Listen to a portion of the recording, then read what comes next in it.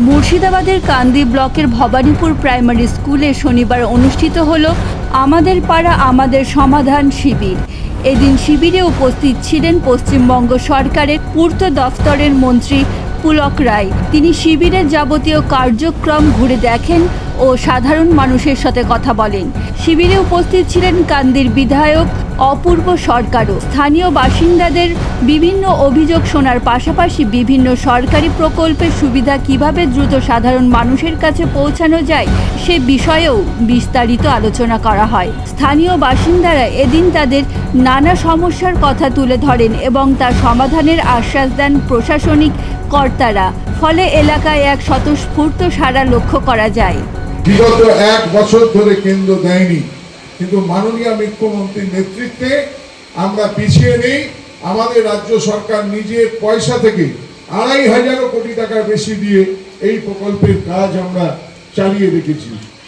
কেন্দ্রীয় যদি সঠিক সময়ে তার শতাংশের টাকা দিতেন, তাহলে হয়তো আজকে মুর্শিদাবাদ জেলায় আমরা 100% বাড়ি বাড়ি পানীয় জল করে দিতে পারতাম। কেন্দ্রের সর্বদাই কেন্দ্রের বঞ্চনা, সেই বঞ্চনা আমরা বলতে চাই। বাংলার মানুষ মমতা বন্দ্যোপাধ্যায়ের পাশে, এই মুর্শিদাবাদের জেলার মানুষ মমতা বন্দ্যোপাধ্যায়ের পাশে, মামাটি মানুষের সরকারে আছে। তাই কি বাংলার প্রতি বঞ্চনা?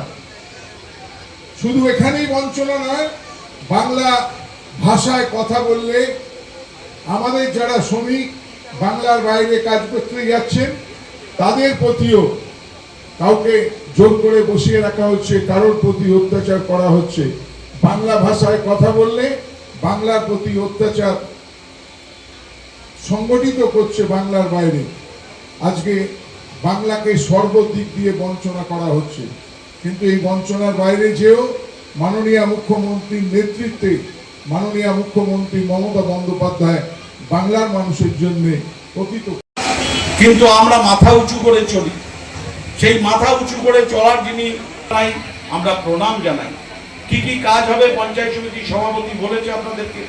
খেচালেও আপনাদের কাজ কিন্তু আপনারা ঠিক করে নেবেন, অর্থাৎ আপনার হাতে অধিকার ঠিক মতন এখানে আমরা দিচ্ছি কিনা।